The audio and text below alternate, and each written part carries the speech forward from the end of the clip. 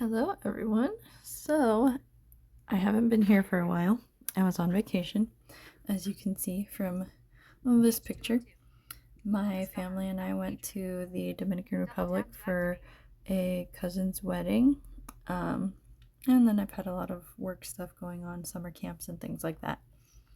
But I am back to show you how I access things on my Samsung Galaxy S24 Ultra using Talkback.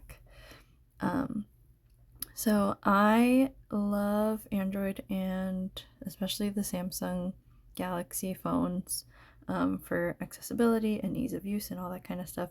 I do appreciate the more streamlined usability of VoiceOver on the iPhone, but TalkBack is getting there. It's pretty close, so I appreciate that because I love everything else about the Android system.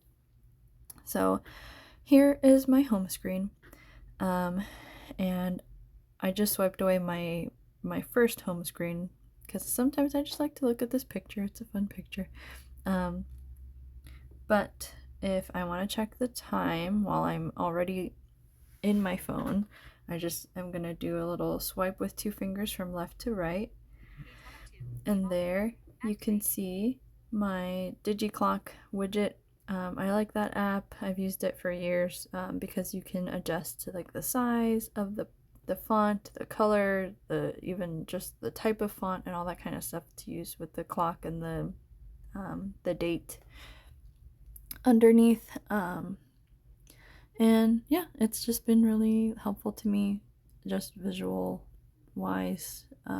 It's not very readable with TalkBack though. But if I just want to hear the time really quickly, I would just like lock my phone and then turn on the screen, and it usually reads the time is the first thing that it says.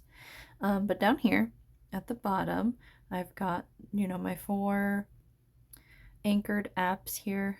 We've got phone, messages, camera, and internet. Those are the ones that I'm usually using every day, multiple times a day for different things. And then I've got my little edge screen here all the way to the right, kind of right above the halfway point of the screen here. If I swipe with two fingers starting on that little edge where the little edge screen is, right below my power button, kind of, it'll open up my little apps panel. And so there I've got Outlook, WhatsApp, YouTube, Seeing AI, my calendar, gallery, clock where I have my alarm, and settings. So these are the other most used apps, not as much as the ones down at the bottom there, but I use these a lot, especially for work and just home use. And also I have like my contacts and stuff, but I'm not going to show you that.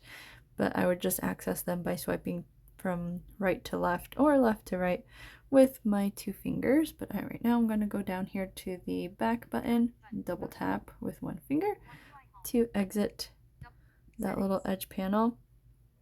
Up here I just have my little baby monitor app. If my baby wakes up in the middle of the night, he's in his own room, and so I can kind of just check the camera, see if he's standing up or if he's gonna fall back asleep and all that kind of good stuff. If I swipe down from the top with two fingers, so starting at the very top of my screen here, and I swipe down with two fingers, I get my notification shade, and to get that back away, I just swipe up with two fingers.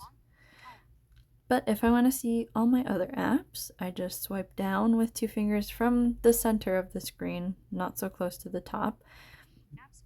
And here is my apps screen. And I've got everything in folders. I might rearrange these folders a little bit. I just got a new phone, and I was putting new apps into different folders, and some of those folders got switched. But I try to keep things as organized as possible to help me find things faster. I could always just go up here and search, but then I have to, find all the letters and type. So having things in folders is just a very good organizational you know, option here. And so that's another reason, I really like having all the apps off of my home screen and just in this one place to find them. I've got, just the regular assistive technology or, accessibility kind of apps. I've got stuff that I use for work and stuff that I've used for school before.